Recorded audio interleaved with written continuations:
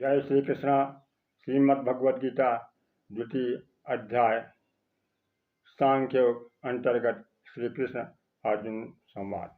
अर्जुन उत्साह योग के अंत में संजय धृतराष्ट्र से कहते हैं, हे राजन, युद्ध क्षेत्र में अर्जुन दोनों पक्षों में अपने बंधु बांधवों को देखकर कौटुंबिक मोह से मोहासक्त हो गए हैं और युद्ध न करने का निर्णय लेते हुए रथ के पिछले भाग में बैठ गए। द्वितीय अध्याय में संजय धृतराष्ट्र से प्रारंभ में कह रहे हैं कि हे राजन, अर्जुन के दोनों आंखों में अश्रु भरा देखकर शोक से विह्वल अर्जुन को देखकर भगवान श्री कृष्ण अर्जुन से कह रहे हैं, कुतस्त्वा कस्मलम इदम विषमे समुपस्थितम अनार्यम जुष्टम स्वर्गम कीर्तिम कर्म। अर्जुन, हे अर्जुन, इस असमय में, युद्ध के समय में तुम्हें कैसा मोह व्याप्त हो गया है जो कि श्रेष्ठ लोगों द्वारा निंदनीय होगा। तुम्हें युद्ध न करने पर न वीर गति को प्राप्त होगा, न स्वर्ग मिलेगा, न तुम्हें पृथ्वी का सुख मिलेगा। इसलिए हे परंतप, तुम अपनी हृदय की दुर्बलता को त्याग कर युद्ध करो। परंतप कहने का मतलब भगवान श्री कृष्ण का यह है कि हे अर्जुन, तुम तो स्वर्ग में जाकर के दिव्य तपस्या किए। उस समय उर्वशी तुम्हारे पास आई और तुम उर्वशी को माह कर अपनी तपस्या पूरी किए और दिव्यास्त्र प्राप्त किए।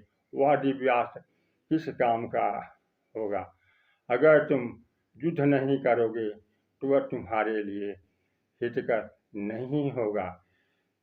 शौर्य क्षत्रियों का धर्म है। जो युद्ध से डरता है, युद्ध से भगता है, वह अधर्मी कहा जाता है। इसलिए युद्ध से मत भगो। युद्ध से भगे हुए को लोग कायर, कापुरुष, नपुंसक कहते हैं। युद्ध स्थल में वीर मरकर एक बार सही होता है, लेकिन युद्ध स्थल से भगा हुआ कायर जीवन भर त्रस्त रहता है और बेमौत मारे जाता है। वह हमेशा लोगों द्वारा अपकीर्ति पाता है, निंदित ही होता रहता है। इसलिए हे परंतप, तुम युद्ध करो। ऐसा कहने पर अर्जुन भगवान श्री कृष्ण से कहते हैं, हे मधुसूदन, आपके तो दुश्मन दैत्य हैं और हमें युद्ध में भीष्म पितामह, द्रोणाचार्य आदि को मारने के लिए कह रहे हैं। मार्कंडेय पुराण के अंतर्गत कथा आती है, जो दुर्गा सप्तशती के प्रथम अध्याय महाकाली चरित्र में है। एक बार कल्पांत में भगवान विष्णु शेषनाग के शैया पर योग निद्रा में लीन हो गए। उनके दो कानों से मैल निकले। वे दोनों मैल मधु कैटभ दूधर राक्षस के रूप में प्रकट हुए और ब्रह्मा जी को मारने के लिए दौड़े। ब्रह्मा जी योग निद्रा महामाया महाकाली का ध्यान करते हुए स्तुति किए, त्वं स्वाहा त्वं स्वधा त्वं ही कुमार। हे माता, आप ही स्वाहा हैं, स्वधा हैं, वह खटकार स्वरूप हैं, अ है, उ है, म है और नाद स्वरूप है। इस प्रकार भली भांति महाकाली योग निद्रा की स्तुति किए। महाकाली योग निद्रा भगवान विष्णु के नेत्र, नासिका, मुख, वहाँ से निकलकर ब्रह्मा जी के सामने प्रकट हो गए। विष्णु भगवान जग गए और दोनों दूधर राक्षस को देखकर घनघोर युद्ध किए। 5000 वर्ष तक युद्ध चलता रहा। महामाया की कृपा से दोनों दूधर राक्षस मोहित हो गए अब भगवान विष्णु से कहने लगे, हम आपकी वीरता पर बहुत प्रसन्न हैं, आप हमसे वरदान मांगे। भगवान विष्णु कहे, हम क्या वरदान मांगे? अगर वरदान देना ही चाहते हो तो तुम दोनों हमारे हाथों से मरो। धोखे में दैत्य आ गए और चारों ओर देखने लगे तो देखे कि चारों ओर जल ही जल है। तो भगवान विष्णु से कहे कि आप हमें उस जगह पर मारिए जहाँ पर जल न हो, पृथ्वी सूखी हो। भगवान विष्णु उन दोनों दैत्यों को अपने जांघ पर रखकर वध कर दिए। तब से भगवान विष्णु मधुकैटभ अरि हो गए और मधुसूदन के नाम से जाने जाते हैं। श्री विष्णु सहस्त्र नाम में भगवान श्री हरि विष्णु का नाम मधुसूदन है।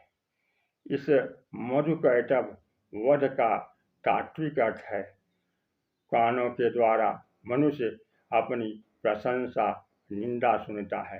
प्रशंसा सुनने में अच्छी लगती है, मीठी लगती है, यह मधु है।